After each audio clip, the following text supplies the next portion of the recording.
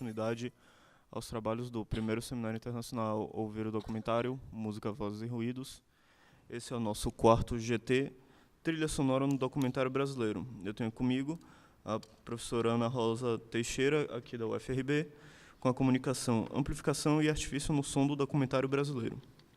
E a Sonoridade de Santiago, com o Daniel Leão, da UF. Então, começando os trabalhos, eu passo a palavra à professora Ana Rosa Teixeira. Obrigada. Na verdade, a proposta do meu trabalho é identificar como é que o som ele é apresentado no documentário Rap do Pequeno Príncipe contra as Almas Cebosas, que é um filme pernambucano, realizado no ano 2000, e refletir sobre o papel do som nesse filme especificamente. Para fazer análise, eu primeiro farei uma demonstração de como é que o som está presente nessa obra, seguido por uma reflexão sobre os resultados que essa utilização do som provoca em diálogo com o contexto documental. O documentário brasileiro contemporâneo, ele herdou certos procedimentos sonoros do documentário moderno, como destaque dado às falas, aos atores sociais, o emprego e captação do som direto. No entanto, enquanto em décadas passadas se valorizava o teor de veracidade, espontaneidade do som como produtores de um efeito de realidade, alguns documentários recentes, como o Rap do Pequeno Príncipe, vêm se afastando cada vez mais do naturalismo, apresentando uma série de efeitos e artifícios em sua trilha sonora. Nesse filme, especificamente, a música vai ganhar muito destaque, os ruídos vão crescer em volume e nitidez e vão ganhar uma outra textura também, e a montagem vai interferir nas falas dos personagens, principalmente em função da criação de um ritmo. O som, nesse filme, ele é fundamental na constituição formal e discursiva, né? Rap vai contar a história de Elinho e Garnizé, que são dois jovens moradores da cidade da comunidade de Camaragibe, que fica na periferia de Recife. Garnizé, ele é líder comunitário e baterista da banda Face do Subúrbio. Elinho, por sua vez, ele é um justiceiro condenado a 99 anos de prisão. Nesse lugar, há dois modos de reagir à crescente onda de violência. Um é apresentado por Elinho, né? Que, diante do medo da população com a explosão da criminalidade, esse personagem ele vai buscar eliminar o que ele considera a raiz do problema da criminalidade, que são as almas cebosas, né? Os bandidos que cometem crimes contra a própria comunidade. Agora, dentro desse cenário de quase guerra civil, existe alguma esperança de melhoria de vida. E, para Garnizé, que é o outro protagonista dessa história, ela pode ser viabilizada pela arte e educação. Dessa maneira, o músico ele vai desenvolver um trabalho educativo com as crianças de Camaragibe e defender o hip-hop como um movimento que contribui para atenuar os problemas da comunidade, através da conscientização e do engajamento em atividades sociais ou artísticas. O filme ele vai incentivar essa perspectiva apresentada pelo personagem e, dessa maneira, ele vai incluir, né, em seus temas os temas usualmente abordados pelas letras das canções de rap, como a denúncia da injustiça social, a violência policial, situação das penitenciárias, a manipulação dos meios de comunicação, o racismo, a atitude consciente do hip-hop. O hip-hop também vai ser incorporado no aspecto visual do filme, como os murais grafitados que aparecem diversas vezes no filme, os skatistas e dançarinos que atravessam o filme também, com suas documentárias esportivas. Então, além dessa visualidade, né, e dessa cultura hip-hop, que vai ser apropriada tanto na temática quanto na visualidade do filme, também vão ser afirmados nesse filme a arte e a cultura negras. Então, Garnizé, que é um dos personagens, ele vai contar diversas histórias sobre a percussão, sobre as influências trazidas dos negros na África. O hip-hop vai ser aproximado também da embolada. Diversos momentos do filme são pontuados por toques de atabaque, né, em louvor aos orixás. Então, em termos dos elementos sonoros desse filme, os depoimentos são os mais presentes, né? São eles que vão introduzir os temas, vão trazer as informações e apresentar os argumentos do filme. A montagem das falas, né, desse filme, ela vai substituir a tradicional locução em off, que é muito rejeitada pelo documentário contemporâneo por sua pretensão totalizante. Mas, na maior parte do tempo, essas falas elas seguem em sincronia com a imagem, mas, por outro lado, elas são constantemente fragmentadas pela montagem e intercaladas com sequências musicais ou encenadas. Embora fragmentado, o discurso do filme ele segue um caminho mais ou menos linear de argumentação e o som vai servir como esse fio condutor da argumentação. No entanto, ao contrário da canção de rap, né, do gênero musical rap, no qual o poder de convencimento do discurso ele é criado pela letra, né, da música, no filme, a força persuasiva do filme ela vai se apoiar principalmente no aspecto plástico e rítmico das imagens e da música. As falas, em geral, elas não vão muito além do senso comum, mas a narrativa vai ganhar força com uma ilustração visual ou com uma canção que complementa ou reforça as falas.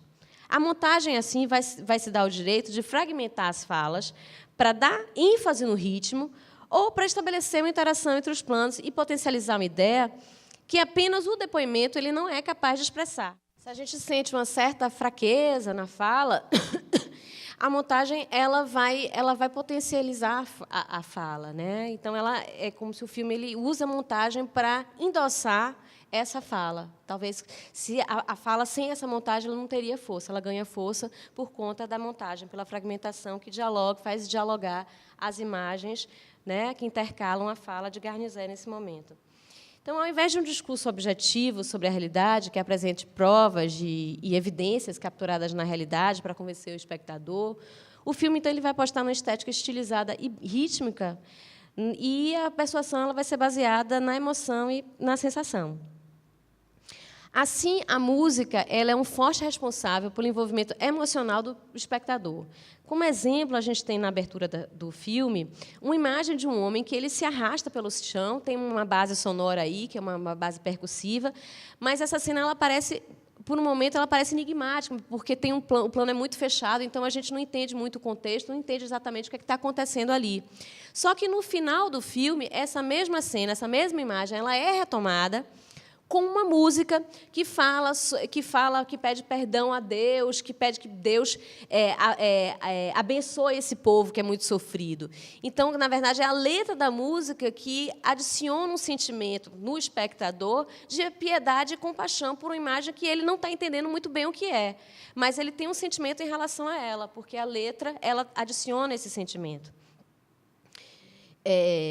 A música também ela vai ajudar a romper a uniformidade sonora dos depoimentos, seja porque há sequências musicais entre as falas, seja porque, em muitos momentos, essa música ela vai pontuar os depoimentos, como esse toque de atabaque que vocês viram aí, né, que ela pontua diversas falas ao longo do filme. Ela vai imprimir o ritmo também da montagem, porque ela que muitas vezes ela determina quais são os cortes da imagem, né, e o tempo da duração das sequências clipadas. Ela, além disso, ela vai sintetizar, ela vai explicar ou reforçar os conteúdos apresentados nos depoimentos, como na apresentação da banda Face do Subúrbio, que tem um momento que Garnier fala sobre a relação da Embolada com o rap americano. E aí, depois dessa apresentação, depois desse depoimento, tem uma apresentação do grupo de uma música que exatamente demonstra, né, como o rap tem muito a ver com a Embolada. Em rap, e como é que está presente a música em rap? Diegeticamente, a gente tem a música como um elemento no ambiente, então, as cenas da festa no bairro tem música, através de performances musicais para a câmera, então, tem vários clipinhos, né, apresentações musicais ao longo do filme. Extradiegeticamente, a música é utilizada, são músicas instrumentais ou músicas de rap. Mas o espírito musical desse filme ele não surge de uma utilização ininterrupta e neutra da música, como se fosse uma música ambiente, né? A música Muzak. Mas a sua presença ela é notada porque a música exerce uma série de funções dentro da obra, né? Como essas que eu já citei antes. Então, uma coisa que eu gostaria de destacar também é que assim, há diversos momentos desse filme que a gente pode encontrar sequências nas quais as canções elas estão tão aliadas à imagem que a gente vai chamá-las de clipes, essas sequências. Por quê? Porque música e imagem elas são combinadas em uma unidade que vai sintetizar uma ideia, um sentimento, uma emoção e são inseridas dentro de uma estrutura fílmica. Esses clipes eles formam blocos tão autônomos que eles poderiam se descolar da narrativa e, mesmo assim, eles não perderiam sentido. É uma espécie de curta-metragem autossuficiente dentro da narrativa. Você pode destacar e virar um curtinha. Então, os clipes, em geral, eles vão dar, muitas vezes, continuidade ao tema que está sendo tratado nos depoimentos, né? Então, você tem aquela estrutura: depoimento, clipe, depoimento, clipe, depoimento, clipe. Assim, esses clipes, eles são momentos que se concretiza de uma forma rítmica alguma ideia já apresentada, mas, algumas vezes, ele consegue ir capaz de uma mera função ilustrativa e, de fato, tocar o espectador, mover o espectador. Então, tem uma sequência que é Garnizé falando de como é dura a vida na prisão e tal. Então, tem umas frases soltas, mas aí a gente começa a ver uma sequência que é bastante grande até, de imagens da prisão. Então, nesse momento, as imagens, os sons da cena são apenas ruídos, né? E aí, quando corta para as cenas da praia, que ele faz essa contraposição, né? Ele trabalha muito com contraste, o filme. Então, quando ele corta para as cenas do mundo da liberdade, ele vai colocar música, ele vai colocar movimento e, cada vez mais, numa espécie de êxtase. A cada minuto dessa sequência, mais em êxtase o espectador fica, porque mais elementos emotivos, emocionais são colocados. Então, a música vai se tornando mais agitada, né? A montagem vai se tornando mais agitada, os movimentos de câmera vão também se tornando mais frequentes. Frequentemente, os clipes eles são momentos também, né? Também são momentos de pausa ou apenas de mera contemplação estética. Tem um desses clipes, por exemplo, que é uma câmera que sobrevoa lentamente a periferia de Recife e a gente vai ouvindo uma música dos Racionais que vai enumerando uma série de bairros, né? De bairros periféricos de São Paulo. Essa imagem ela vai se assemelhando a uma textura, porque ela vai ficando homogênea, né? São várias casinhas de comunidades pobres, e ela vai se confundindo, de alguma maneira, com essa música que a gente vai ouvindo, que é repetitiva, né? Que tem uma voz monocórdia, exatamente como a textura da imagem. Então, aqui, a visão, a audição e até o tato, parece que se misturam, construindo uma espécie de representação sinestésica desse espaço. Dessa maneira, a gente tem a sensação que não apenas vemos esse lugar, mas nos sentimos dentro dele. A gente pensa que a gente não está só vendo e ouvindo, mas também tocando. A junção da imagem com a música ela parece criar, então, uma atmosfera que nos inclui. É um procedimento parecido com o que o videoclipe opera, que é para transformar o espaço em atmosfera, reproduzindo na imagem o tom de uma música. Então, assim, por exemplo, se uma canção ela evoca uma sonoridade sombria ou soturna, a imagem deve concretizar esse tom, né, de sombrio em sua fotografia, em seus movimentos de câmera, em seus elementos de cena e sua imagem, né? Os sons ambientes no filme, a exemplo dos ruídos usados na abertura do filme, eles também são usados para compor a atmosfera. A câmera subjetiva ela é fundamental para a gente se colocar no lugar desse personagem, mas também os ruídos, né, a música, eles nos ajudam ao espectador se transportar para esse espaço, né? A gente nem vê, por exemplo, as fontes sonoras, mas a gente imagina essas fontes sonoras, né, por conta dos ruídos. Então, o apelo à sensorialidade ele é fundamental para o nosso envolvimento emocional com essa história. Você percebe que existe aqui uma busca por uma forma mais sensorial de relacionamento com som e imagem no documentário. Aí a representação ela não vai ser apenas o que se vê e o que se ouve, mas algo que se sente, experimenta. Um dos momentos mais fortes desse filme é exatamente quando vão se articular diversos sons para nos causar sensações, né? Então, é uma sequência que uma fotógrafa policial, ela conta um pouco sobre o seu ofício, né, de fotógrafa policial. E aí, junto às fotos de uma chacina, a gente vai ouvir a voz dessa repórter falando sobre o seu ofício, a gente vai ouvir gritos, né, de mães desesperadas, cachorro que late, sirene de polícia, tem uma flauta também muito aguda. Então, a gente se sensibiliza não apenas pelo que esses sons se representam, mas pela própria agudeza dos sons que nos fere, né? Então, é uma forma de é uma forma sensorial de nos atingir mesmo, né? A manipulação sonora ela vai se dar principalmente com os ruídos, que são submetidos muitas vezes a uma pós-produção, onde eles são selecionados e vão ganhar novas texturas. Então, quando a gente ouve o disparar de uma arma numa cena de assalto, o som do tiro ele reverbera no ambiente mais fortemente do que o normal, né? Ele está despreocupado em fazer uma cópia fiel da fonte sonora. O filme vai manipular o som para ampliar o efeito do que essa imagem mostra. Então, ao invés de criar um efeito de real pelo aspecto espontâneo e naturalista do som, o filme faz exatamente o contrário, com a manipulação expressiva para intensificar uma sensação de real, à maneira do que muitos filmes de ficção blockbuster vêm fazendo. Com essa estratégia de interferência no som, mas o filme também faz na imagem, Rap vai se assumir com uma interpretação subjetiva dessa realidade, né? A tradução do real ela vai usar estratégias formais típicas do cinema de ficção e do videoclipe, ou seja, a câmera subjetiva, a montagem paralela, os personagens arquétipos, a reencenação dos acontecimentos, o som que é manipulado, o ritmo da montagem da música. É esse estilo virtuoso que o filme vai buscar para reconstituir alguns acontecimentos, como esse acontecimento do assalto na ponte, né? O filme vai recorrer a uma encenação bastante estilizada desse relato sobre o assalto, vai ter câmera subjetiva, aí, enquadramentos virtuosos, efeitos sonoros.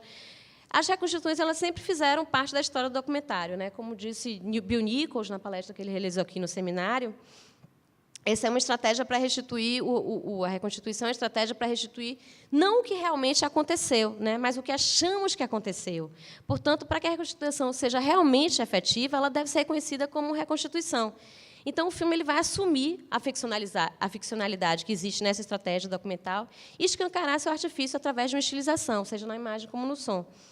A reconstituição assim, ela vai pretender não ser um documento, mas uma forma de vivenciar o acontecido. E a fala de Garnier, né, que fala sobre isso, ela vai ancorar essa reconstituição na realidade, né? Ele vai testemunhar o que aconteceu. Bom, além disso, essa reconstituição que é estilizada, ela pode construir um caráter reflexivo, a chamar a atenção não apenas para a artificialidade das reconstituições no documentário, mas para essa história do filme, né? É um filme que já possui personagens já bastante codificados e mistificados pela sociedade. Então, você tem aí o personagem justiceiro, o personagem líder da comunidade, né? O delegado canastrão. Então, são personagens bastante estereotipados até. A forte presença, para concluir, tem algum minutinho ainda mais? Então, a forte presença e a importância da imagem e da música nesses filmes, ela vai contrastar com a tradição verbal do documentário brasileiro, né? Desde o advento do som direto, a tradição se assentou na palavra, em voz off, em conversas ou em depoimentos, para construir uma representação do mundo.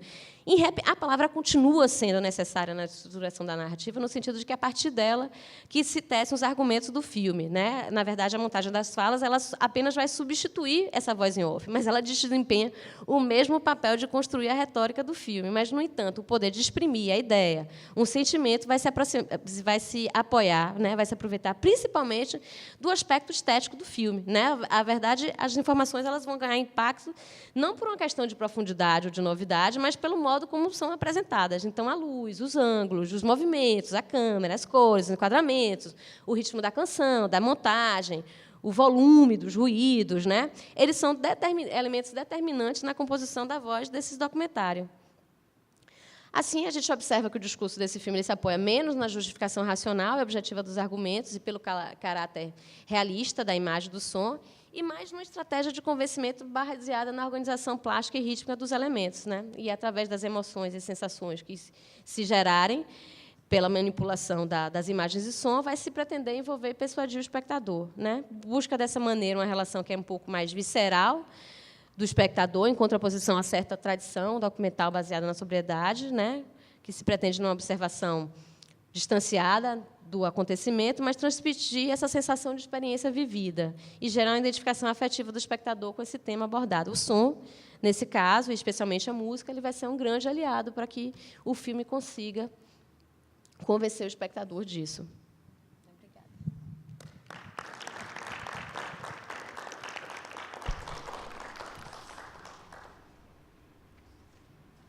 Bom, queria agradecer a professora Ana Rosa e agora eu vou passar. E vou passar a palavra ao Daniel Leão, da Universidade Federal Fluminense. Olá, boa tarde. Primeiro, eu queria agradecer ao seminário por ter aceito meus resumos. Eu sou, então, estudante da Universidade Federal Fluminense, sob a orientação do professor Fernando Moraes, e eu estudo os usos do som na obra do João Moreira Salles. Hoje eu vou falar sobre a sonoridade de seu penúltimo filme, Santiago, que por sua tessitura narrativa se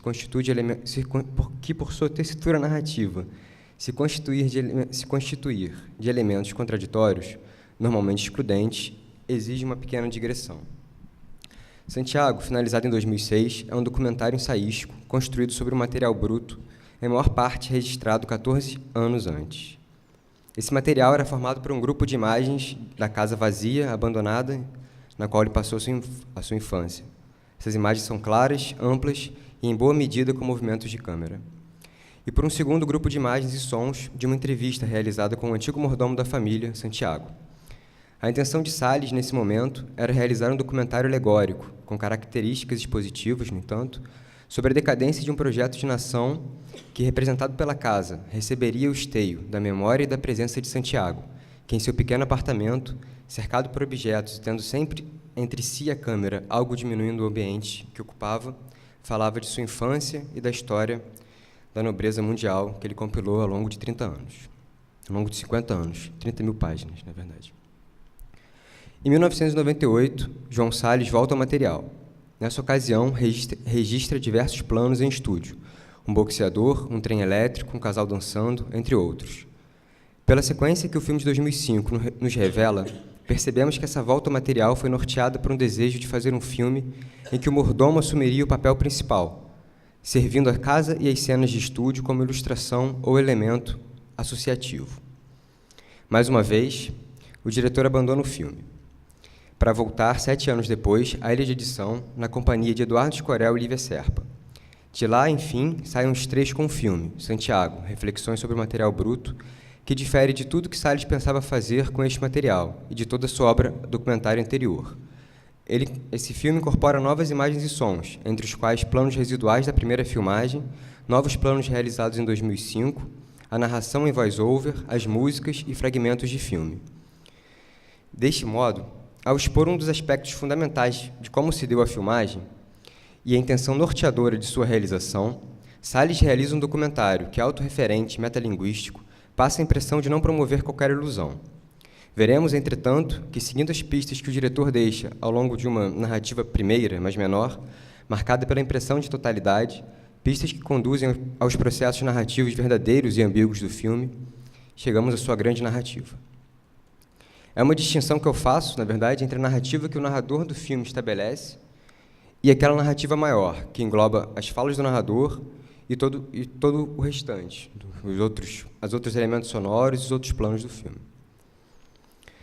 Me parece que a primeira narrativa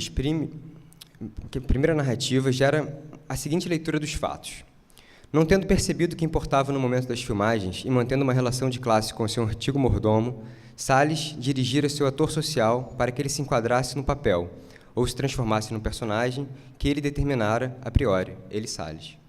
Agora, passados 13 anos, ele percebe como se deu tal relação e também as grandes transformações porque passou sua vida, em grande parte responsáveis por essa percepção, pela exposição implacável de como os filmes são realizados e pela busca de, por meio de sua antítese, ou seja, o interesse afetivo e memorialista por Santiago, restabelecer o mordomo, acabando por, neste ato, redimir a si mesmo. A redenção viria pelo arrependimento e sua correção. A segunda narrativa, presente no filme, a narrativa maior que engloba essa e a contradiz, trata de mostrar que, em verdade, essa primeira narrativa se constrói sobre fatos imprecisos e através de procedimentos associados ao ilusionismo que levam o espectador ao engajamento sensível através da antecipação, da simbolização exacerbada e da obviedade, que são 3 estratégias melodramáticas identificadas por Mariana Baltar, professora da UF também, em grande parte da produção brasileira contemporânea de documentários. Diga-se, por fim, antes de passarmos à análise da construção da sonoridade de Santiago, que os 2 objetivos centrais do filme são restabelecer o personagem de Santiago, que, dirigido à exaustão, de fato, teve tolhida sua auto-mise-en-scène, prestando-lhe uma homenagem. Auto-mise-en-scène é um conceito da Claudine de France, que eu vou ler uma citação dela definindo. Trata-se de uma mise-en-scène própria, autônoma, em virtude da qual as pessoas filmadas mostram de maneira mais ou menos ostensiva ou dissimulam ao trem seus atos e as coisas que as envolvem, ao longo das atividades corporais, materiais e rituais. A automise-en-scène é inerente a qualquer processo observado. E o segundo objetivo do filme, além de não restabelecer a automise-en-scène, porque ele não teria esse poder, mas de acrescentar à representação de Santiago outros elementos que dialogavam com ele, e eu vou falar disso adiante. O segundo objetivo, então, é refletir de um modo subjetivo sobre a passagem do tempo e as grandes e discretas transformações que essa passagem causa.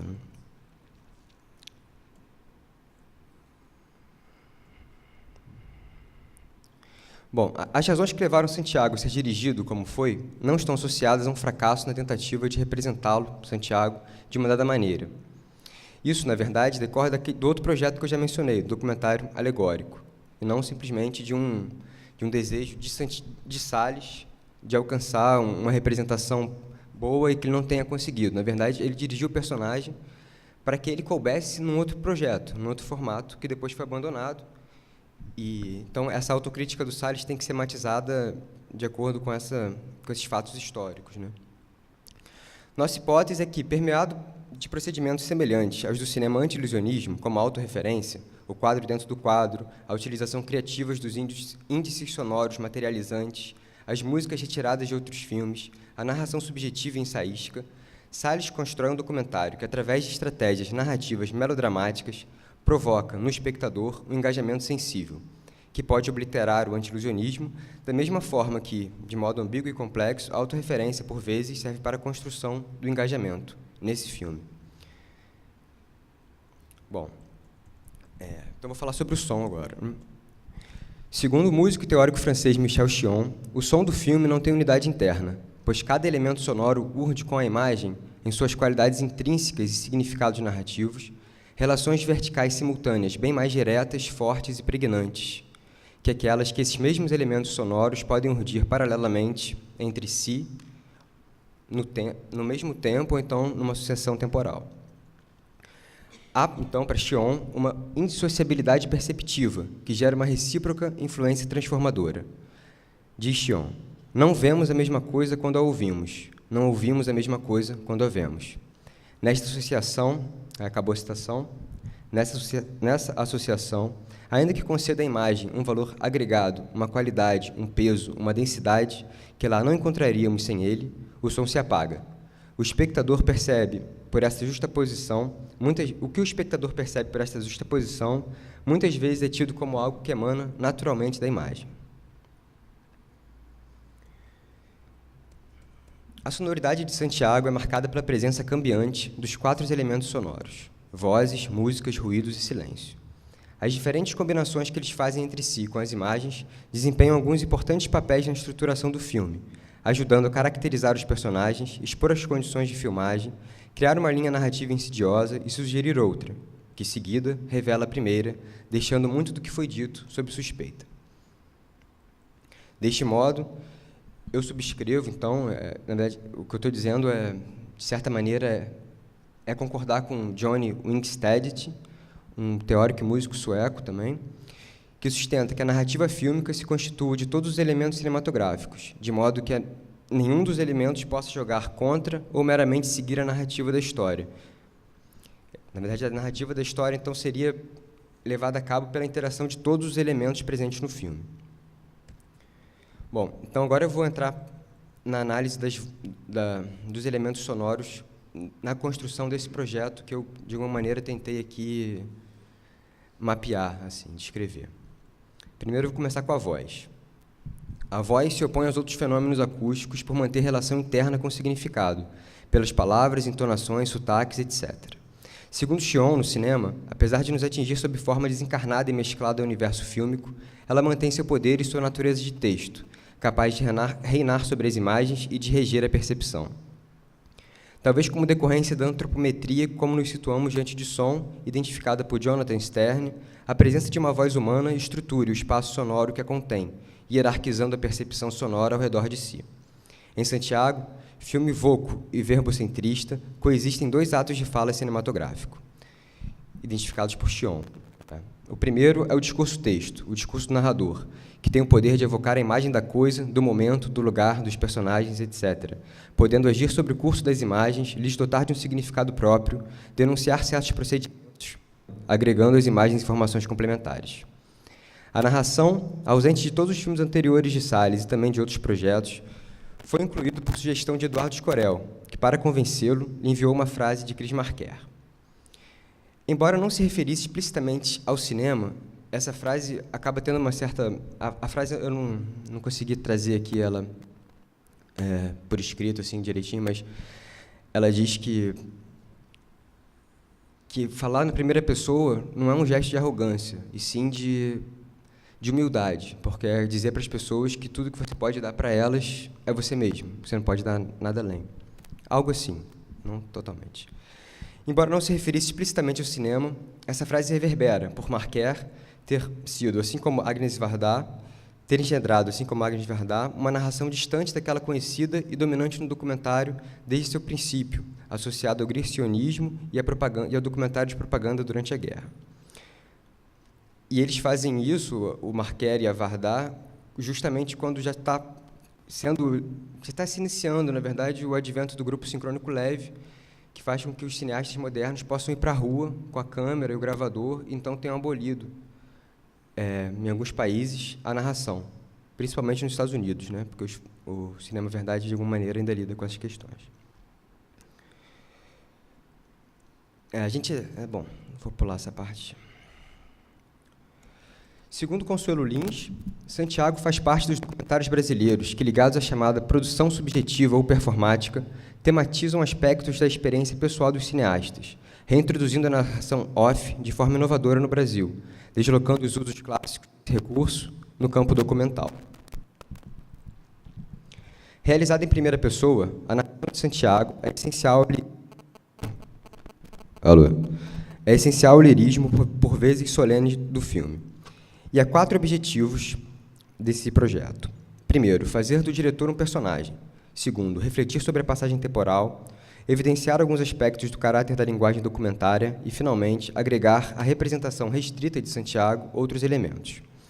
Em vez de atingir esse último objetivo, o narrador relata algumas memórias do personagem, além de situá-lo no tempo, no espaço e nas condições de filmagem. Então, logo antes de aparecer a primeira imagem de Santiago, a narração em voice-over diz que ele está sendo filmado em 1992, num pequeno apartamento no Leblon, para onde ele se mudou assim que a família saiu da casa. E, no decorrer do filme, ele acrescenta algumas memórias do Salles sobre o Santiago e algumas histórias que a gente não teria acesso se o Salles se restringisse ao material bruto. Suas reflexões, as reflexões do narrador, têm uma cota essencial na diretriz de evidenciar o caráter perspectivo da linguagem audiovisual, perturbando a crença do espectador naquilo que está assistindo. Além disso, a narração nos conduz de forma insidiosa pelo filme, ou antes, pela representação que este estabelece do encontro e das demais circunstâncias envolvidas no registro de 1992. Ela opera, assim, um agenciamento dos fatos e intriga que a montagem, embora subscreva em muitos momentos, sugere não ser de todo verdadeira. É o que ocorre, por exemplo, quando o narrador afirma que tentara fazer um filme em 92 sobre Santiago, o narrador fala também que não houve nenhum close do rosto do mordomo e que todas as imagens pertencem ao primeiro ciclo de filmagem. Nenhuma dessas informações é verdadeira. Salles, em 92, não queria fazer um filme... Bom, já falei sobre isso. Em 92 foram feitos alguns closes de Santiago, na verdade foram feitos bastantes closes, em alguns deles ele está rindo, né? E, finalmente, como já mencionei também, o Salles usa outras imagens que não foram realizadas, né? É importante dizer assim, que, quando a narração diz, por exemplo, que não houve nenhum close, ela está falando, o Salles fala isso no final do filme, dizendo, na verdade, que, tomando então essa informação, o fato de não ter havido close, como um índice da distância que houve durante a filmagem entre ele e seu mordomo, como se houvesse, então, ele fala, não por isso, né, mas como se houvesse tido, durante todo aquele encontro, uma relação de classes. E, enfim, então ele trata como evidência uma coisa que, na verdade, não é real, né, mas o narrador agencia isso muito bem, assim. E a narração desempenha ainda um outro importante papel na estruturação da narrativa melodramática, ao anunciar, no início do filme, que Santiago morreu pouco depois das filmagens. Ora, sabemos pelo diretor e seus editores que a edição do filme se desobstruiu quando esta informação foi deslocada do final do filme, onde ela estava a princípio, justamente para o começo. Eu acredito que aqui ocorre algo análogo ao que disse Walter Benjamin quando escreveu: um homem que morre aos 35 anos aparecerá sempre, na rememoração, em cada momento de sua vida, como um homem que morre com 35 anos. Ou seja, com esse deslocamento, com a informação de que Santiago morreu, vindo para o começo do filme, o espectador acaba por ver Santiago como um homem morto, prestes a morrer, velho, fraco, falando sobre suas memórias mais caras, com paciência, quase sempre, e com uma ternura, por um diretor, a quem vemos, por outro lado, como um pobre diabo que foi insensível, quase cruel, apressado, petulante, por não ter percebido o que agora sabe, o valor do encontro. Isso funciona como uma antecipação, uma das estratégias narrativas melodramáticas identificadas por Mariana Baltar, que consiste em dotar o público de um saber em relação aos caminhos do enredo que os personagens não detêm. No caso, que personagens? O Santiago e o João Salles, de 1992, que eu acredito que nesse filme existem 4 personagens, eles são 2, o narrador constitui um terceiro personagem, e a casa dos Salles continua sendo um personagem como era desde 92. Vou me adiantar porque já está estourando o tempo. O outro discurso fílmico, o outro discurso texto, outra forma verbal de se falar, né? Outra forma verbal cinematográfica que o Chion identifica que é importante para o filme é o discurso teatro, que é o diálogo ou o monólogo. Em Santiago, ele é muito importante porque, na primeira filmagem, em 92, foi feito um esforço para que não houvesse um diálogo, para que todas as filmagens passassem a impressão de que era um monólogo, de que Santiago estava falando por livre e espontânea vontade sobre temas caros a ele. Quando, em 2005, Salles acrescenta a esses planos, os planos residuais, aqueles planos captados por economia de tempo, ou porque a câmera já estava ligada, ou por simples acaso, ele dá a ver exatamente como se deu o encontro, ele situa historicamente as falas de Santiago. Então, é um elemento muito importante na diretriz autorreferente do filme. Os ruídos, né? No cinema, os ruídos são os sons que aprendemos a ignorar na vida. Em geral, são tomados por elementos puramente utilitários e figurativos, embora tenham a mesma capacidade expressiva que a luz, o enquadramento e o jogo de atores. A primeira parte do filme acaba mais ou menos com 3 minutos, primeira sequência, que são só imagens da casa de Salles até então. Desde o começo do filme está tocando uma música que o narrador se refere como uma música dolente. E o narrador depois começa a falar que aquela seria a primeira imagem do filme, um traveling para 3 carrinhos. Eu estou encerrando assim só. Desculpa.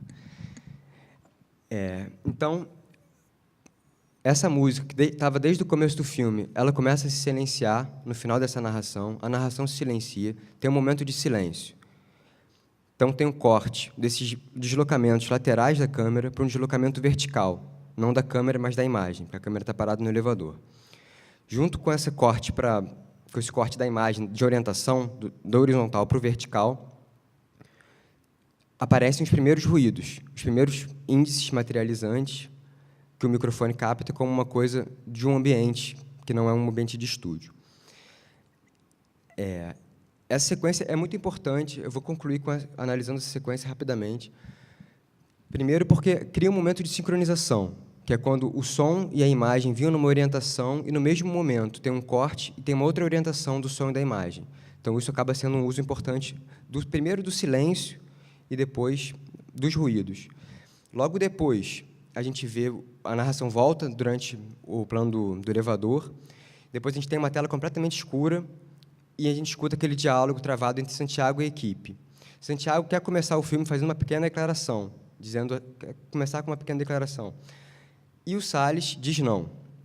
Então, isso aí a gente já viu então os elementos da narração, a gente vê agora os elementos do diálogo, como se deu o diálogo, como se dá a primeira negativa de João, e ele chama a atenção, isso faz parte da estratégia melodramática para mim, dizendo que a primeira palavra que ele diz é não, como se isso fosse um índice de como seria conduzida toda a filmagem.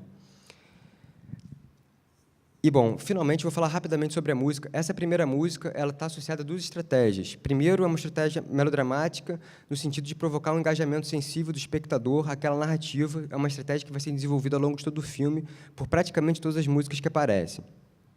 Só que ela também tem uma dimensão anti-ilusionista, por ser uma autorreferência. Essa música, ele se refere não diretamente a isso, mas é a música Melodia, da ópera Orfeu e Eurídice, que ele conheceu enquanto filmava Nelson Freire, o documentário imediatamente anterior dele, e conheceu nesse filme, e está presente nesse filme também.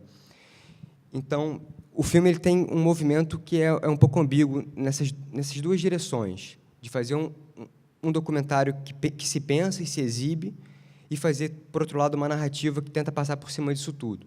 Ao final, na minha opinião, as contradições presentes no discurso do filme, não no discurso do filme, mas no filme, com esse discurso da narração, acaba por deixar uma pulga atrás da orelha. Assim, se o espectador, enfim, com atenção, pensar sobre isso, mesmo depois da experiência, ele vai ter uma visão mais completa do filme. Desculpa pelo tempo. Obrigado.